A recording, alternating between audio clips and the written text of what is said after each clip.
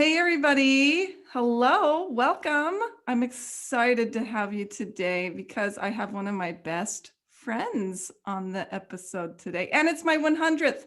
So, everyone, welcome Jordan Keith. Jordan, welcome. Hey, everybody. I'm here on Emily's podcast. I feel so special. This is awesome. Yes, so special. Well, I asked Jordan to be on the podcast today because he has completely transformed himself physically. And I was thinking, I've never done a fitness or exercise podcast, and it's totally part of my life and it's part of what I teach. I think it's so connected. Mind body is so connected. So I went all extreme. So, Jordan, you're lucky. Yeah. That's why we got you on today. And Jordan has lost a total of 112 pounds, but we're celebrating 100 today for my 100th episodes. And right now you're at what, 100? About 100 lost. So it's perfect for the episode. It works. Yeah. Oh, I love it. Yep. Because you were saying you were at 112, but you've gained back good weight. Muscle. Yeah. I've gained back muscle. That's what I'm concentrating on right now. So I love that you're down so far that now you get to gain, right? oh, it's the trippiest thing, getting on the scale and wanting it to go in the opposite direction. I've never had that in my life. But there comes a point in your weight loss journey that's what you look at. And so here we are. know. It's kind of cool. I love it. I love it. Now, some people will be like, whoa, this is pretty extreme. Do you know what I mean? Like, right. And everybody is different. We all have our own goals. And I just want to be clear on that, right? Right. But I kind of want to take people through your transformation from the time Okay. you were little, how you grew up, kind of what your habits, because I want to get into your mind. Okay. How you did this, because I want to prove it's possible for anybody. Okay. Well, Yeah. that works. Well, I have to say, when we were younger and we used to hang out, hanging out with you was always really fun for me because you taught me a lot about physical fitness. Aww. So yeah, like when we used to do stuff, we'd go play tennis and we'd go to the gym and work out at, the wellness center and stuff like that. And that's kind of what I remember. Or we'd go swimming, the lifeguarding days and stuff. So that's kind of cool that my memories with you in high school and stuff and college were like workout and being fit, physical fitness stuff. That's cool. I love it. Yeah. So just so our listeners and viewers know, we grew up with each other in the same town, little town called Thatcher in southeastern Arizona. And and you were you are 3 years younger than 3 years younger. Yep. We really I guess bonded in show choir my freshman year. You were a senior. Show choir. Yep. Mm-hmm. And yep. the trip to Allstate, I think that's gonna build our friendship forever. Bonded for, yes, it was awesome. And then shortly after that, we were lifeguards together at the city pool, and that was hilarious. Anyway, yeah. Let's just say I would not hire me. No, we learned a lot that summer. No, we were great. We were vigilant when we needed to be. But yeah, scary. My favorite thing we did was when I got the walkie-talkies at Walmart so that we could have walkie-talkies when we were on the stand across from each other at the pool. That was awesome. Yeah, we had to have like an ongoing conversation all day. So we didn't want to miss a beat. Or if I accidentally nodded off with my sunglasses on, Emily would like, wake up, Jordan! You're lifeguarding. People's lives depend on you. The other lifeguard's coming. Wake up. Oh, no. Okay. We were very, very safe. We were good people. So yeah. Okay. So back to topic. Yes. Sorry. This is going to happen, just so you guys know. But let's go back to the childhood, right? Let's go back. Mm-hmm. Tell us about your health habits, because I want people to understand how you grew up.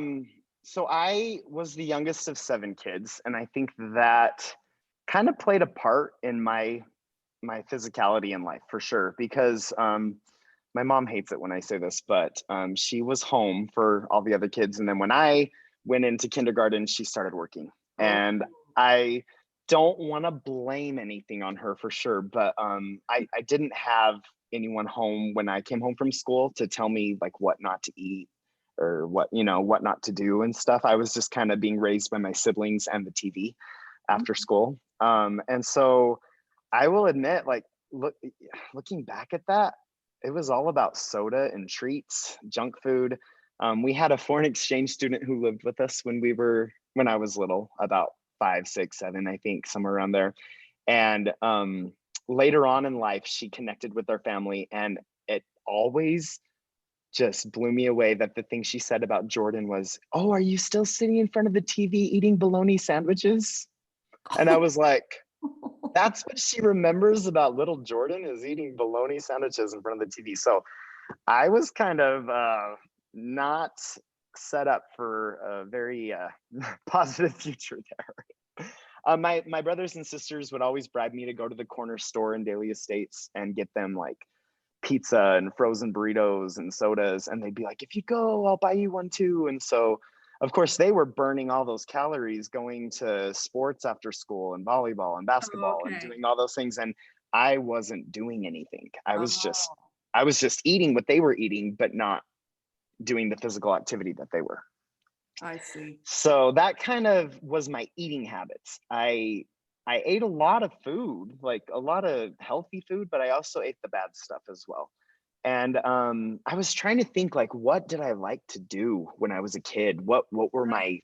my afternoons like other than watching TV? Because let's face it, that was what a lot of us did. But I loved rollerblading. I loved riding my bikes, going out and biking around Daily Estates all over the place. But I hated all contact sports. Anything that had to do with like getting in people's faces, and it's funny because my sons, they live for that. It's like their favorite thing in the world. And I'm like, how are you my children? I tried basketball, I tried baseball, I tried soccer, but swim is where I really just found my niche. And I think my life would have been so much different if I lived in a place where swim was a year-round thing. Can you imagine that? I would have been swimming Yeah. year-round.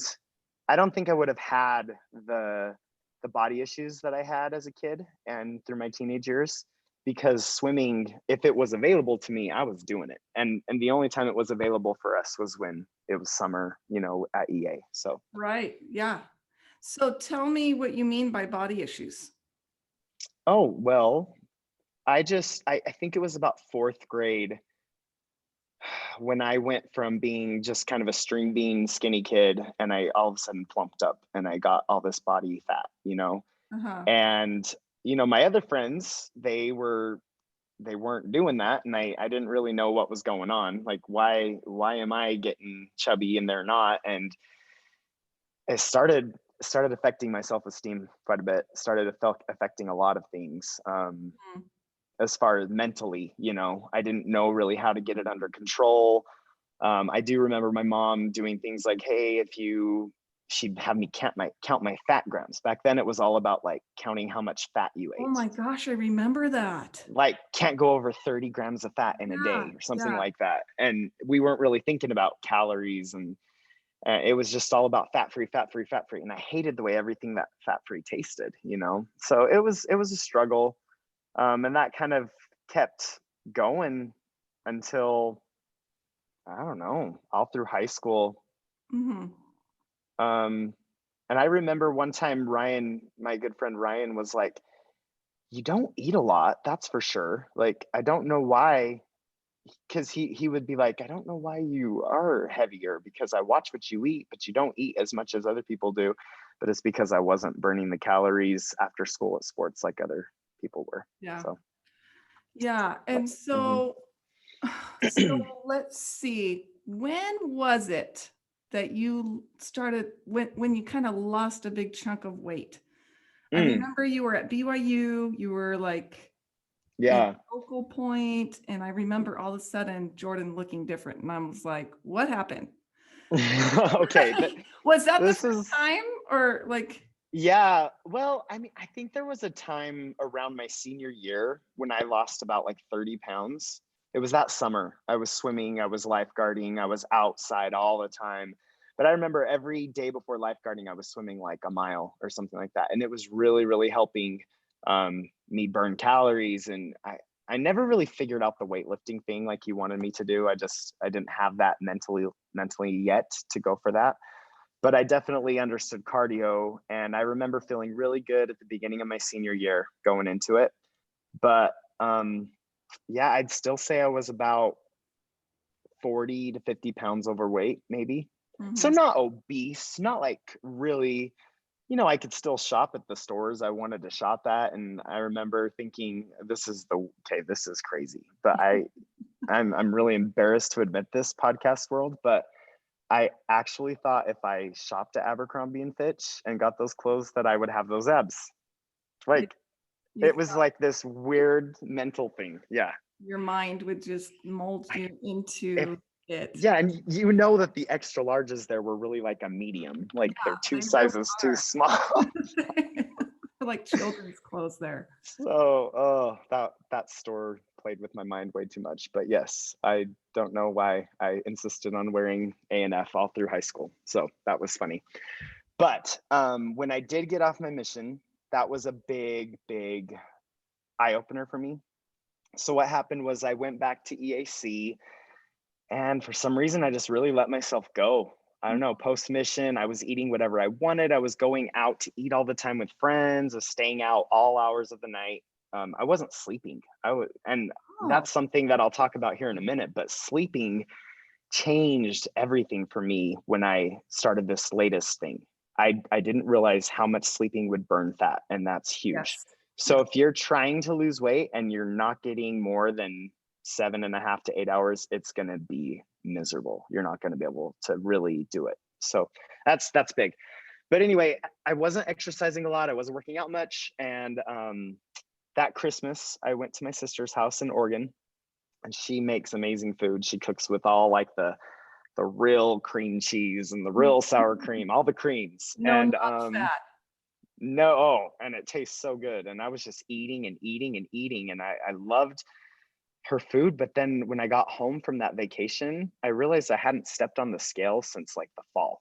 And I was freaking out. I was like, what is going to happen when I step on the scale? You know, I had completely put it out of my mind. And so I was like, okay, it's January, the whole cliche, New Year's resolutions.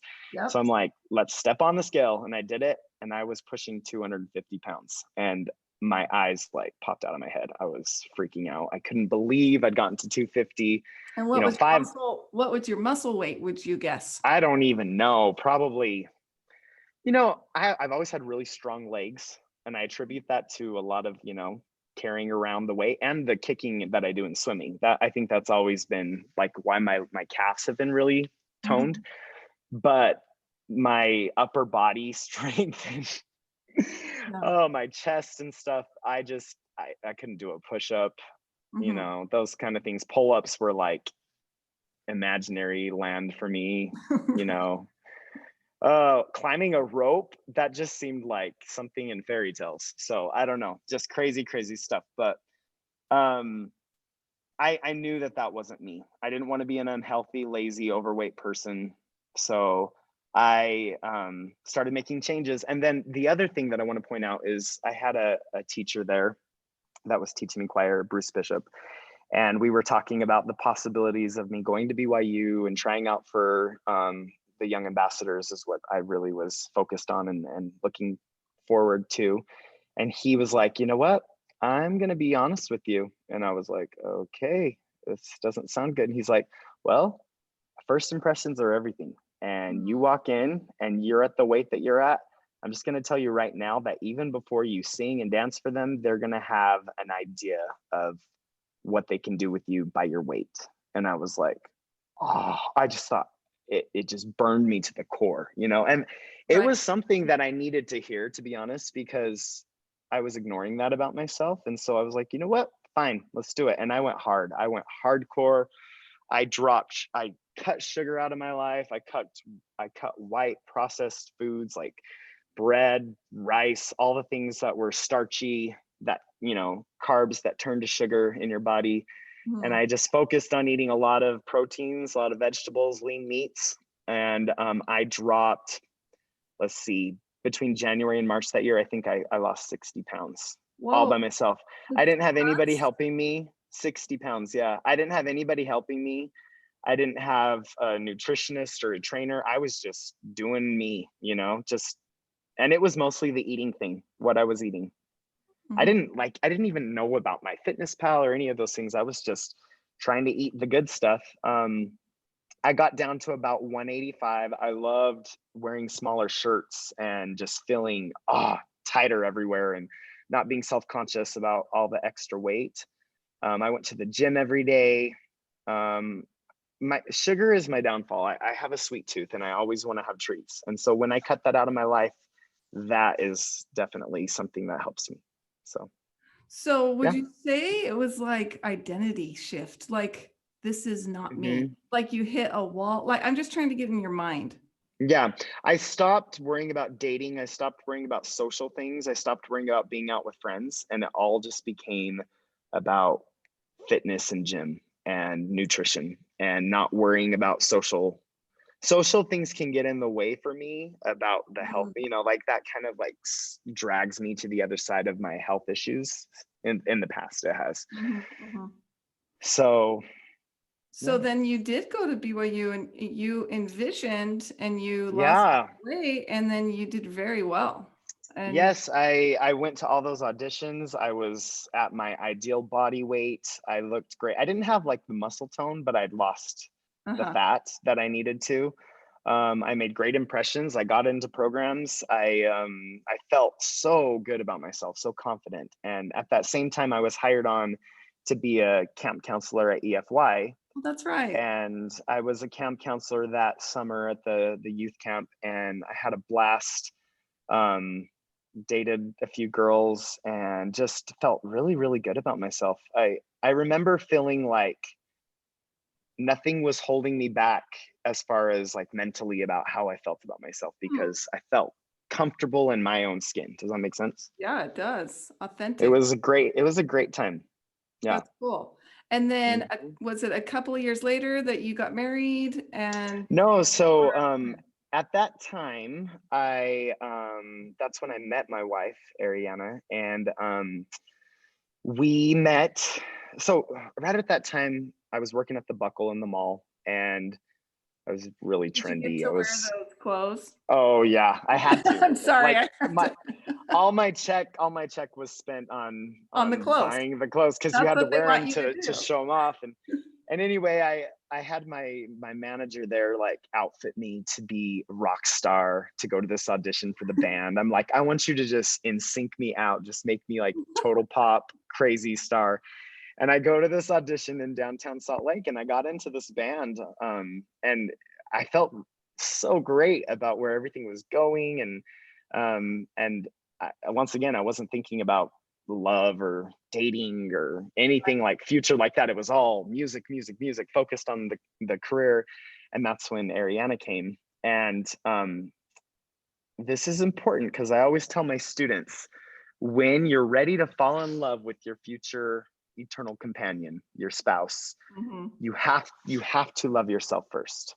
If you don't, if you're having issues with loving who you are, it's going to be really hard to turn that over to somebody else and to fully love them. Yeah. And at that time, I was just like, I loved who I was. I was feeling great, and because of that, Ariana was able to see me, who I was, and she fell in love with me because here was this happy, just loving life guy, and So true. we had that together, and it was such a cool time.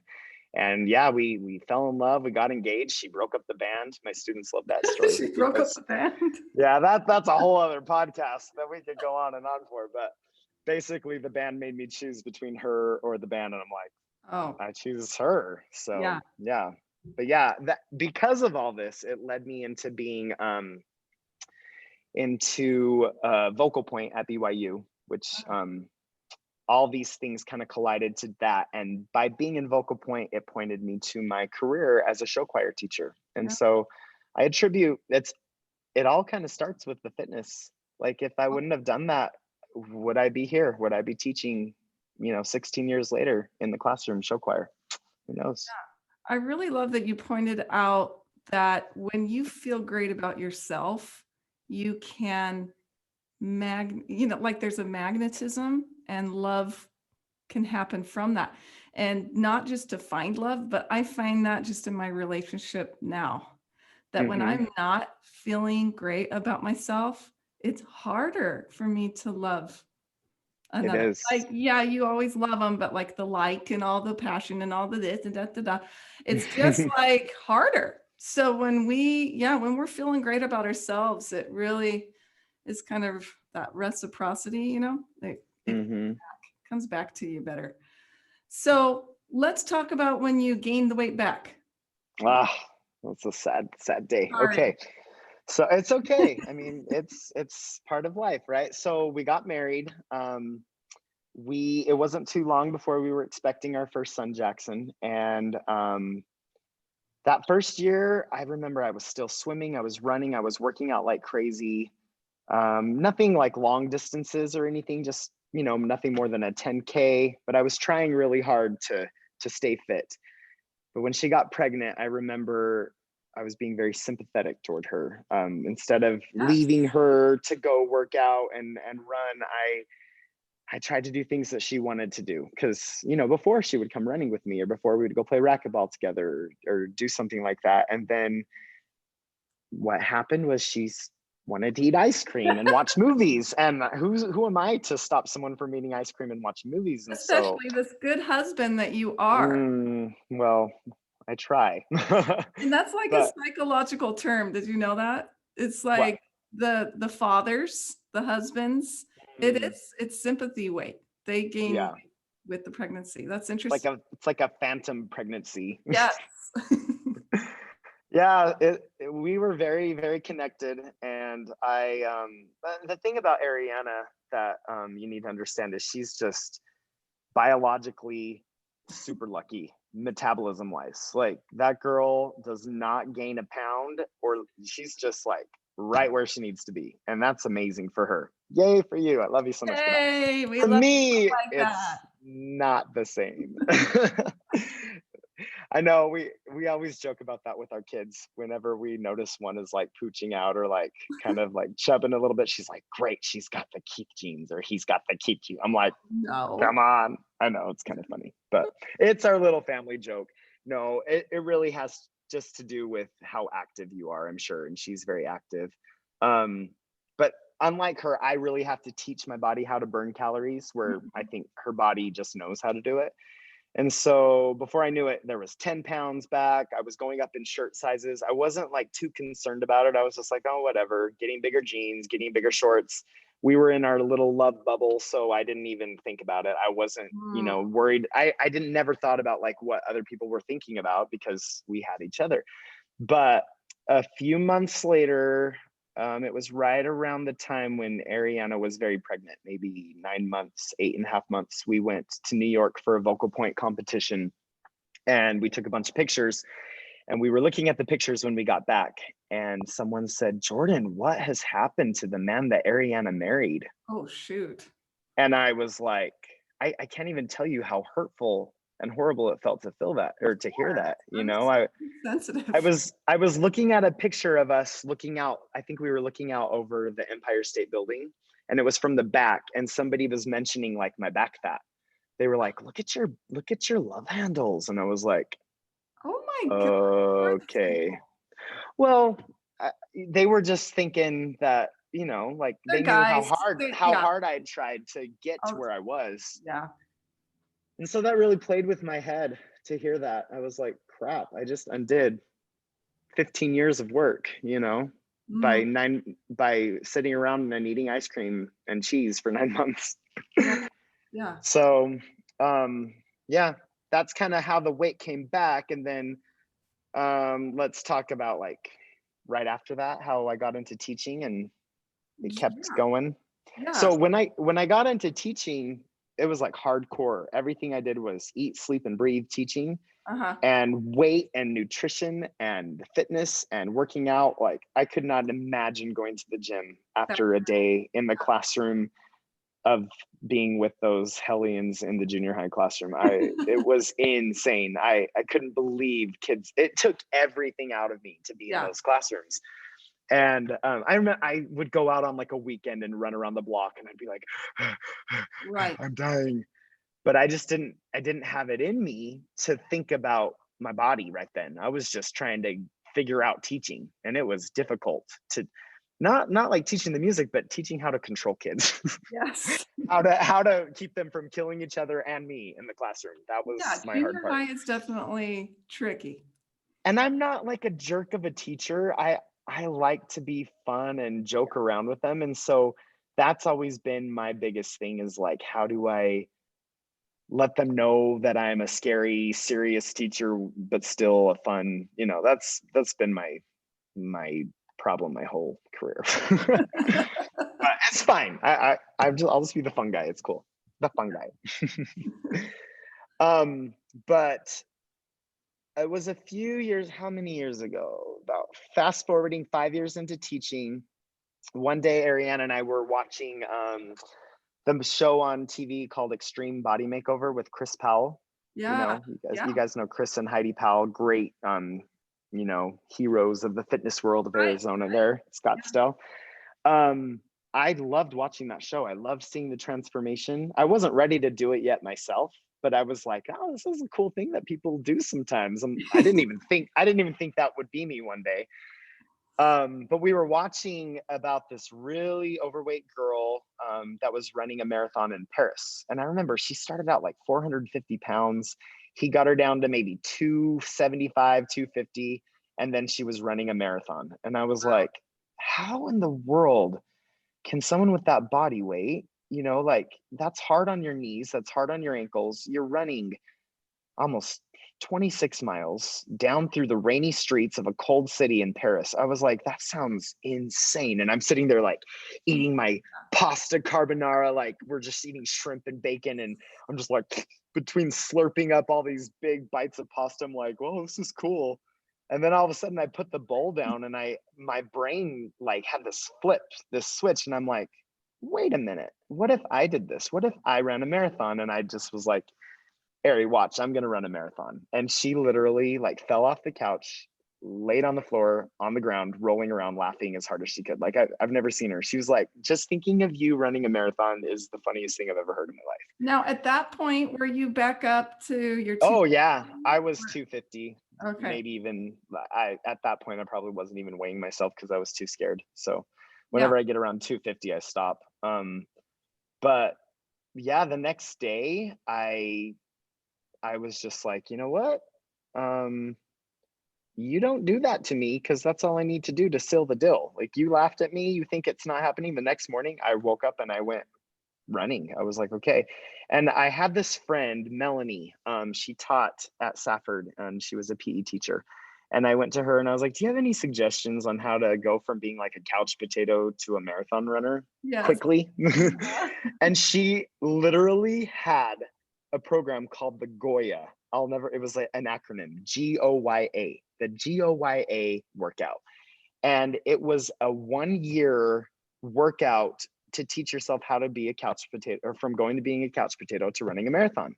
And I was like, this is literally exactly what I needed. And it was a day by day, like, you walk a certain amount, you rest a certain amount, you run a certain amount, you rest a certain amount, you take a day off, you try a miracle mile where you run as fast as you can, and then you take a day off, and then you work up to a half marathon, and then like all these strategies of building up your mileage and going down.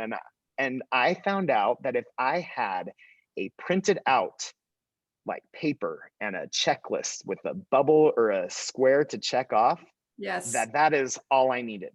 And I was like, what? It doesn't just need to be this idea, this aloof cloud in your head. Like, get it on paper, keep track of it, check it off, and then I do it. And all of a sudden I was running a marathon. Like, it went from a half marathon to I think I started this in the fall, maybe September, and then I ran my marathon in April. Oh, wow. And I think I probably lost about 50 pounds. I think I got down to 190, 195 before I ran the marathon.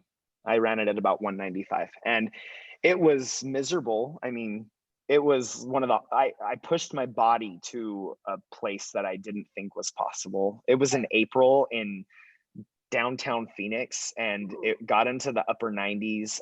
I got heat stroke in the last 3 or 4 miles. And you mentioned on your other podcast how I wrote on every mile. I chose 26. Actually, I chose 25 because I did Ariana twice. I did Ariana as my first mile, and I did her as my last mile. Yeah. And on each mile, I would look at my watch or whatever was keeping, I think it was my phone back then. And I would just see what mile I was on. And I would think about that person. And I tried to, musical nerd that I am, I tried to put a song that reminded me of them, or at least a few songs on their mile. And that's why I called you. I'm like, what's your favorite song? Do you know what they were? Do you know what we did? I'm scared to admit. I'm guessing it's so Ice Cube funny. was on it. No. It was What was it? I think we did Ice Baby. I think it was Vanilla Ice. Kidding. Because you were later on in like the 21, 22 miles, and I knew I was going to be really hot. And so we're like, what if we cool down with ice? Oh, you're so funny. So I remember that was one of them for sure. But it was a good way to get through that first marathon. And it really just, it makes your relationships in your life really important to you. Yeah, I love that you did that. Thank you. Have you done any more marathons? Yeah, I had this great plan that I was gonna run one every other year. Oh. And in the off years, I was gonna do halves. And I kept it up. I did a half the next year. I like getting those medals. I have them here at the school. Podcasters can't see them, but they're here to kind of remind me of, my hard work. So someday maybe I'll have like a full just shelf full of them, which will be cool. But I ran the Logan Marathon 2 years later. And then last year would have been when I was going to do the St. George Marathon. That was the plan, but then COVID happened, and it's kind of screwed up my 2 year. They're expensive, and it's also, when you train for them, it's almost like having another part-time job, because so much time goes into it. And so it really is. I feel a little guilty being gone that much running, because it's hours and hours every weekend and through the weeks. And But. So you were saying before we got on here that Mm-hmm. you were always kind of 40 or 50 pounds away from where you wanted to be. Like there was kind of that threshold to break through. What was so once I started running the marathons, I was a fit guy. Like I had the muscle, I had the body, but I still ate like crap. I still had my treats. I still, I was working out. I have the ability to do insane amounts of cardio, but I have this mindset like, oh, because I'm doing this, I can eat Cold Stone, I can eat Dairy Queen, I can go and do whatever I want because I'm burning those calories. So why does it matter? So anyway, I'd get to 185. That's always been my threshold that I can't break. And I could never break it. I could never get under 185. 5'11". Okay. So my ideal weight is like 160 to 170 if I'm going to be like right at the healthiest that I am, and a lot of that was just stubborn body fat from my childhood that I could not get away. And so for Christmas, Ariana was so great, just the greatest present ever. She got me a personal trainer in Logan. Wow. And it was like, she got me, I think 5 months or something, or 6 months of a personal trainer that I would work out with 3 times a week at Sports Academy. And that was just the best thing ever for me. Her name was Camille. She's up there and she's great. She has a great Instagram following. She's doing online training and stuff now too.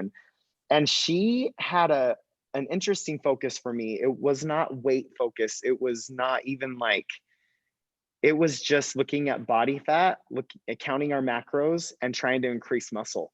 And so with her, I actually went up to like 196, but I was really, really big, like muscle. I was doing, all kinds of power cleans and just like she taught me heavy weightlifting, the stuff that I'm out, like when I see the barbell, I'm like, I would look like an idiot even trying to get near that.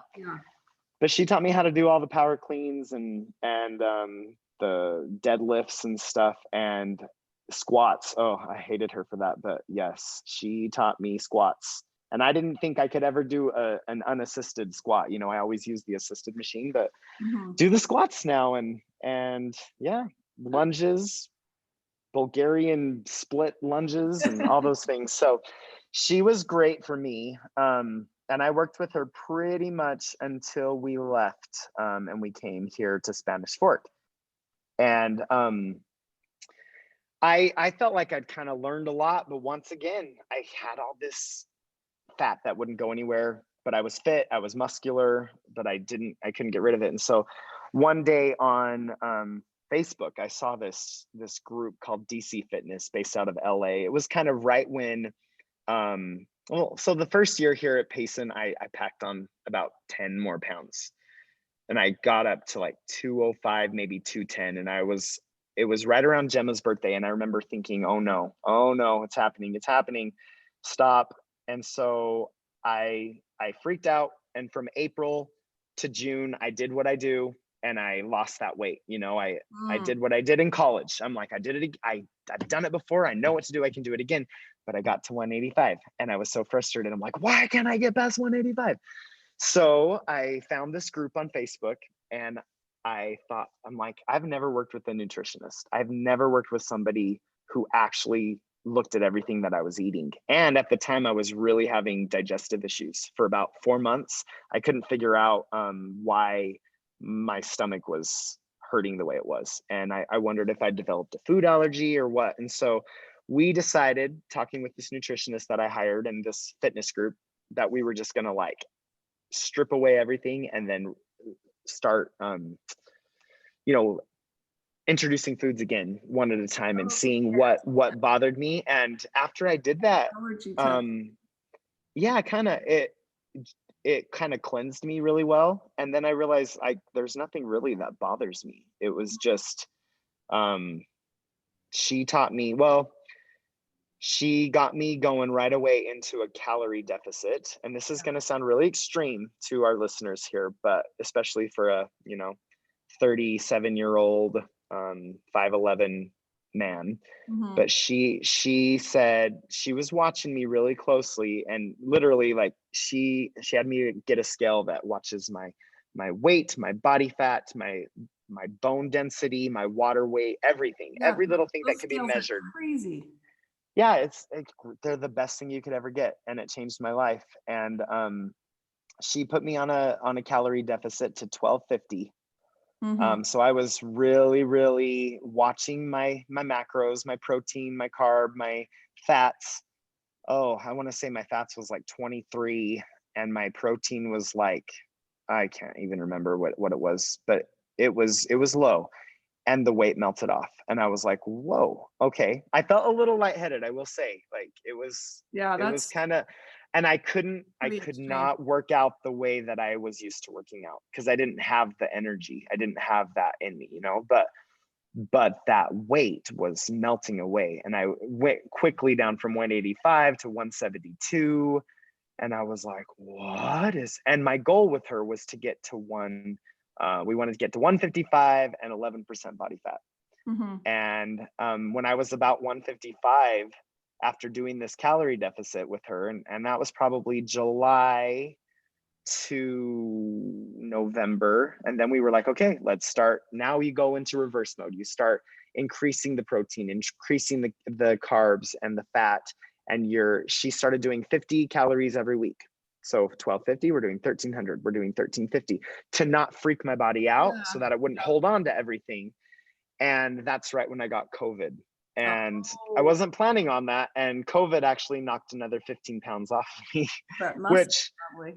It was a lot of muscle. I lost 10 of it was muscle, which kind of bummed me out, because it's been difficult you have to feed your body in a certain way to really pack on that muscle weight. And it's different. If you want to gain weight, it's easy. But if you want to gain the right kind of weight, it is not easy. Yeah. So yeah, I was 138 coming out of COVID, Oh, that and is so low. my muscle went down. I was usually like 136 muscle weight, and I went down to like 118. And I was like, ugh. But now I'm back to about 127. So I've gained almost 10 pounds of muscle back. I'm back to about 150, 151. Okay. So yeah, that's where I'm at today.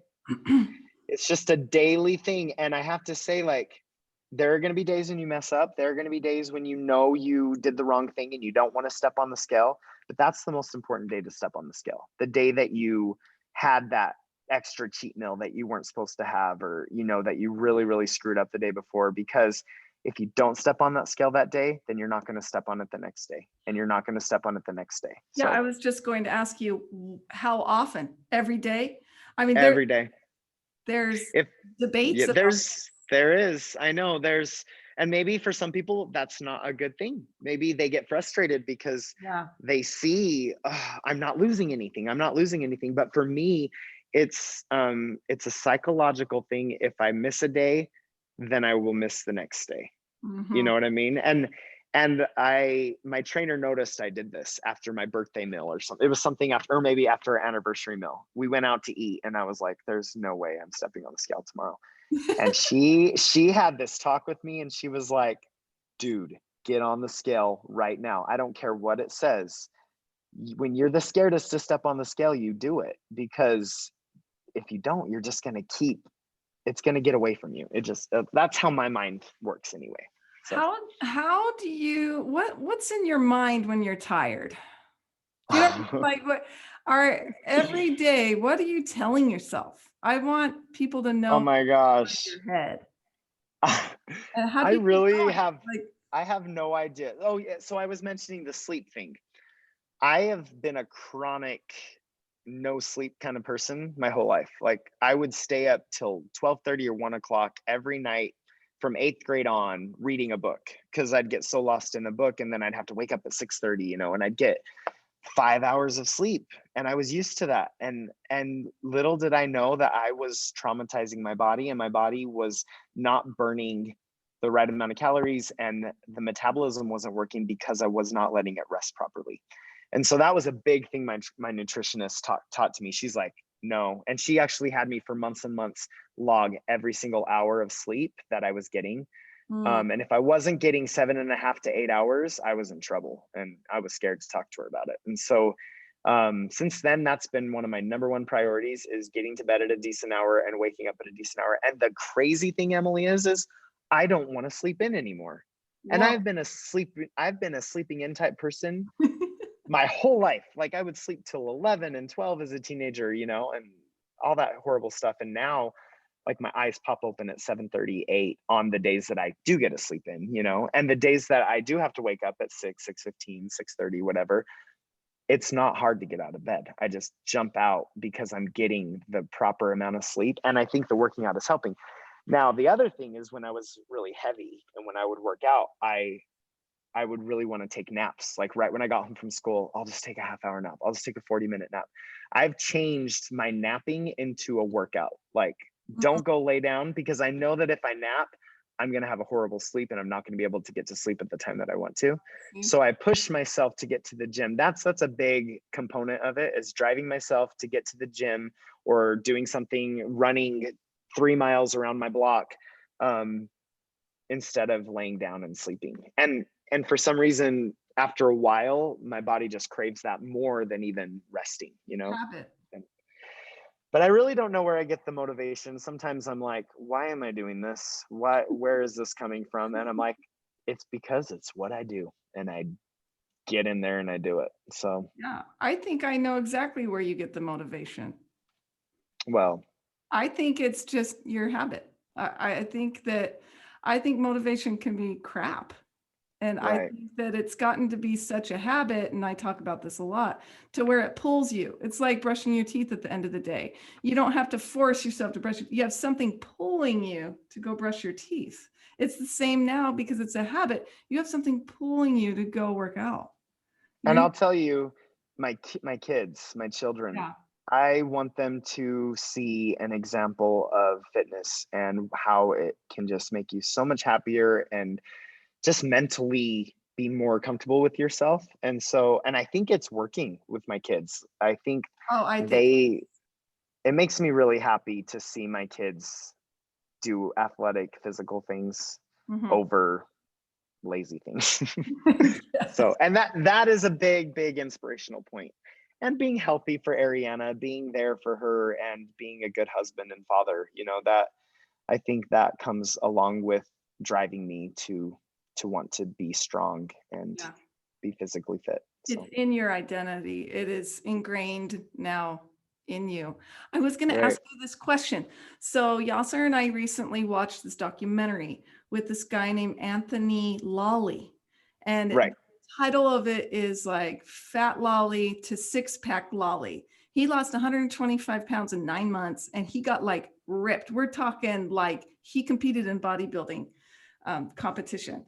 And he went, scoured the world and found a trainer to help him, especially with his nutrition, from Ireland, because he wanted this specific trainer because he used to be super overweight.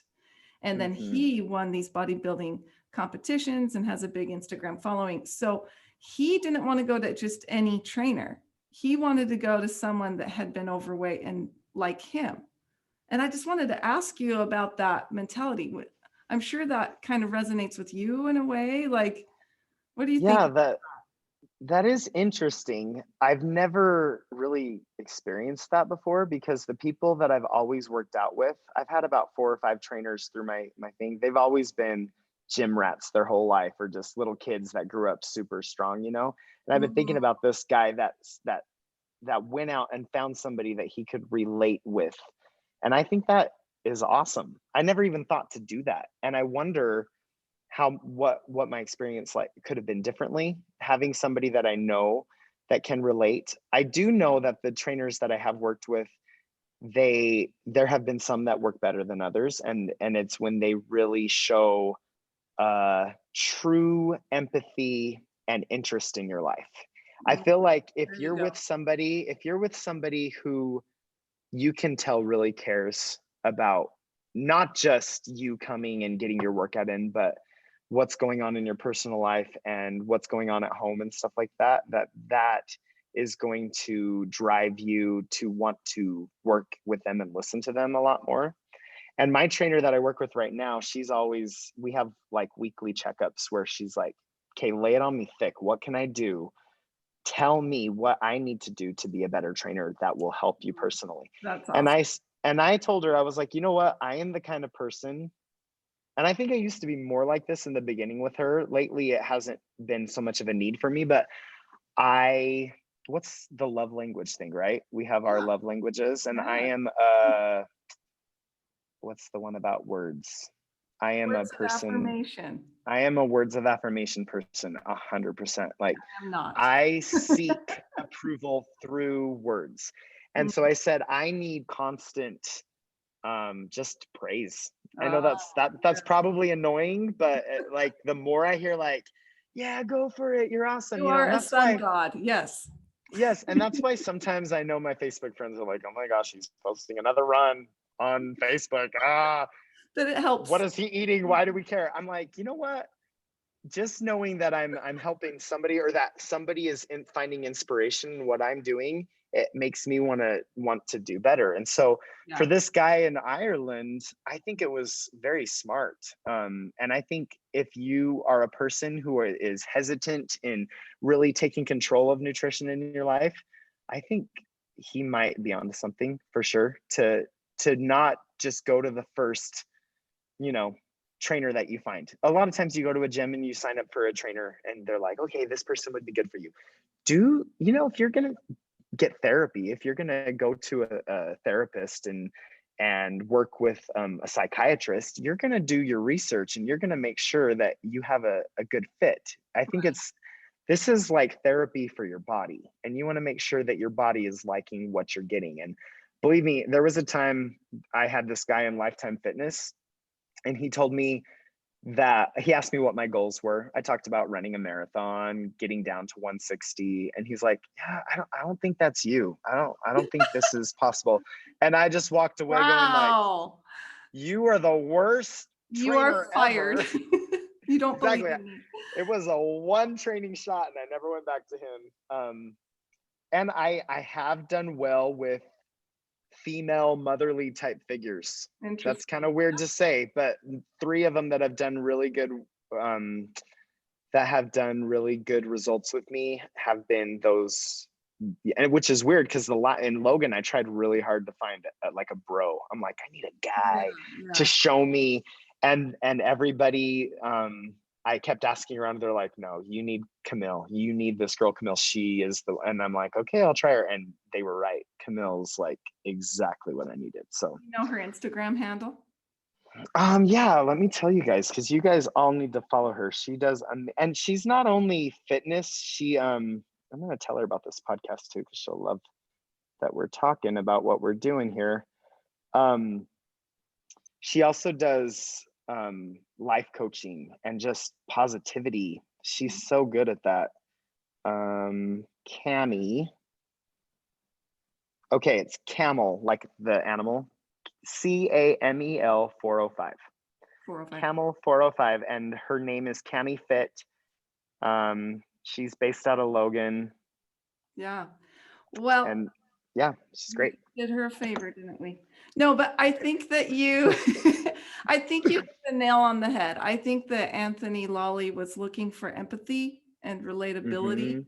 And I don't think you necessarily have to have someone that has been through it. It's like you said, when you're looking for a therapist, like in my situation, those who've been divorced, you're looking for a counselor or a coach, whether they've been through it or not, like you're looking for that empathy, who someone can truly, truly empathize. So you don't always have to have someone that's been through the exact same situation. But I love that you said empathy. That's key. But in wrapping up the podcast, so let's summarize what works for you. So Right. checklist worked for you. Do you know what I mean? Oh, Like let's trainers. and the fact, I mean, I've put a lot of money into this. Let's be honest. Like, Yeah. especially, I've never paid as much as I have since July till now, because I've had a real intense nutrition and training situation. But here's the deal. I have written down every single exercise, every single superset, every single hit hardcore cardio session I've done.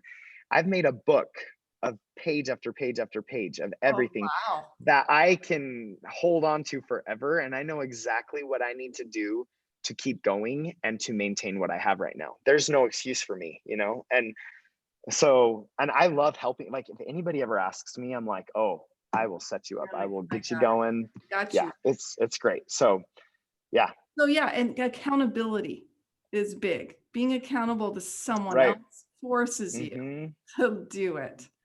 What else? Well, what do you mean? I'm just summarizing what works for you.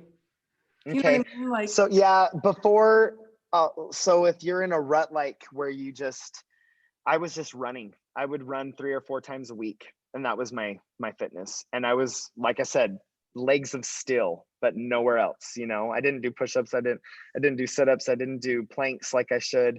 Now so just to kind of break it down, Mondays I do an upper body day, or an upper body day. Tuesdays I do a leg day. Wednesdays I usually do a swim and a weightlifting day. And then Thursdays I do a full body or an upper body workout. Fridays I swim and I run, and then I lift weights some more. And then Saturdays I swim, run, and lift, and then Sundays rest. So I'm targeting every muscle in my body on a weekly basis, whereas before I was just targeting, 20-30% of my muscles. So you're lifting every single day. Yeah, different muscle groups, except for Sundays. And yeah. And the other thing is, I was always lifting too heavy. I didn't, I would get in there. I was always super self-conscious of everyone looking at me like, oh, here's this guy that can't lift too much. But I had to get over that. I had to think, you know what? I don't care who sees me. If I need to go down to 5 pounds on each side of my bench press, who the heck cares? If I'm doing like a 25 set bench, you're going to max out with 10 pounds on your bar. You know what I mean? Like, Yeah. it's just a different way. And also, I don't have anyone there spotting me. Yeah. We worked out together. You saw that. I'm like, I don't. If I had someone spotting me, I would love to push myself more to the max. But I'm there by myself. I just get in, focus, get the work done, and get out so that I can go back home to my family. But yeah, I do lift a little bit every day. And do you do HIIT? Yeah, I always try to do 5 to 10 minutes to get my heart rate into like a 150 to 160 range. Mhm. The funny thing is now, you remember in high school, I was like a sweaty beast. We'd go dancing or like clubbing or something. Remember that? And it was insane how sweaty I was. Now, for the life of me, I cannot break a sweat. I don't know what's going on, but I'm like, Wow. let's get sweaty here, and I can't get sweaty anymore. So I guess that's a good thing. No, it is good. It is. And what time of day do you exercise? Is it mornings So or it's different every day. I always have to plan it around my what my schedule allows. Mondays, I usually do a night workout because my prep hours first thing in the morning, and I'm usually getting things ready for the day. But Tuesdays and Thursdays, I have a great little window in my school here where I'm here at the school, but I work out in my classroom. I bring a yoga mat and I do like a crazy Tabata cardio hit workout, and I have my weights here. The kids think it's so funny. They're like, "You're the only teacher I know that has a set of weights at the school." And I'm like, and I'll literally have choir presidency meetings, and they'll join in with me on like squat challenges and stuff, which is really fun. So I'm also able to motivate them and inspire them a little bit to stay up, because that's kind of fun. Yeah. But and no, mostly that's when I work out. oh, okay. So it just depends on your schedule. And Mhm. how about, do you have cheat meals? Do you have cheat days? Or Definitely. This is the most important part of dieting, I have to say, is if you think that you're going to be able to completely 100% eliminate those foods that you love and crave from your life, you will not be able to maintain the diet. You know what I mean? It's just it's too hard on your mental faculty. So if you know that Friday night you have a date coming up with your spouse and you get to go to that local, cheeseburger diner and get those fries and shake, oh, it's like the best thing ever. And I've also noticed that that can actually jumpstart more weight loss, because you're in this deficit, you're depriving yourself of these calories, and your body's like, oh, and then you give it this like jolt of what it wants, and then it will, like, you'll see the scale, it might go up for a few days and you're like, oh great, there's 3 pounds, and then it's like shoom, and it just melts away. yeah. So that's one thing. Get on Amazon. There's a scale called Withings, Withings, and it has an app that syncs with MyFitnessPal and all those, everything on your phone, and it's really cool to watch all the graphs. Like, I look back a year ago and seeing the lines of what my body's doing, it's really fun to see. Wow, So that is yeah. cool. Yeah. Okay. Any parting words? What would you say to someone that wants to, just can't get that courage Right. to get up off the I see people, I have teachers here in the school with me that are coming to me daily, like, you are inspiring me, and they're losing weight, and they're bringing fat-free cottage cheese and putting it in the teacher's lounge. They're like, what are you eating? We didn't talk about that. Let me tell you guys real quick.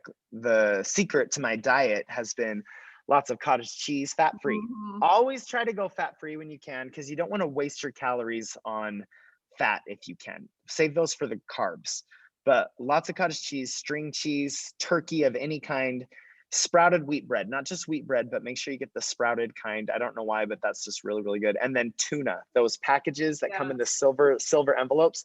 I will get like fat-free Italian dressing and pour it in that and just stir it up. That's 15 calories of dressing, and it tastes amazing. Have it with the string cheese, and then you are like, have every amount of energy that you need to get a really good workout. Maybe I eat apples. Protein powder has been a daily thing. I didn't know about protein powder before these last few years. Once I started working with Camille, she taught me the importance of that. And now, protein powders, that's how you get your macros up there. Yeah. Jerky, I found a great turkey jerky at Costco that I love. Oranges, cucumbers. I'm not as big into the salads because I feel like they don't really like make me feel fueled and energy, but I do like cucumber and broccoli. That makes me Mhm, feel really good. mhm. And then my very favorite cheat meal of all time, like if I could eat anything, and I look forward to this about once every 2 weeks or maybe once every 3 weeks. We have this local Indian restaurant here. I got into Indian food and it's something called butter chicken. I've made it at home and it's like straight up butter and chicken and rice and a little bit of yogurt, like Indian yogurt and Uh, all the Indian spices. And then they serve it with this garlic naan Indian fry bread. Oh, it's so good. But yes, that is my favorite cheat meal. And yeah, ice cream, Rockwell's down in Provo. That's the place to go. oh yeah, that's good. So it is possible to enjoy food and still be super health conscientious and fit and love your body. So yeah, like when I see these people that are extremely overweight that look like, I just feel like if you guys only knew that you could do it, you know? And I love seeing those people come to the gym. I know that they probably feel the most self-conscious, like Yeah, because you went to my gym. You went in Spanish Fork and you were like, I did. oh, the Spanish Fork Vasa gym is kind of unreal with how strong everybody is there. Very many beautiful people.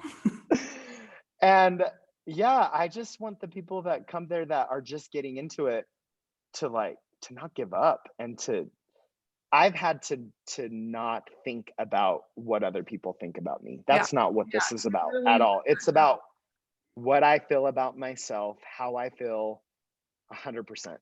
Yep. And do it for you, do it for your family, do it for the reasons that matter. Don't do it for superficial reasons. Okay. I love that. Yeah. Yeah. Well, Okay. we'll end on that note. Thank you so much, Jordan. There was a No lot problem. of info. A lot of info. Sorry. No, don't You're be. gonna have to edit so much. No, I'm not. No. No.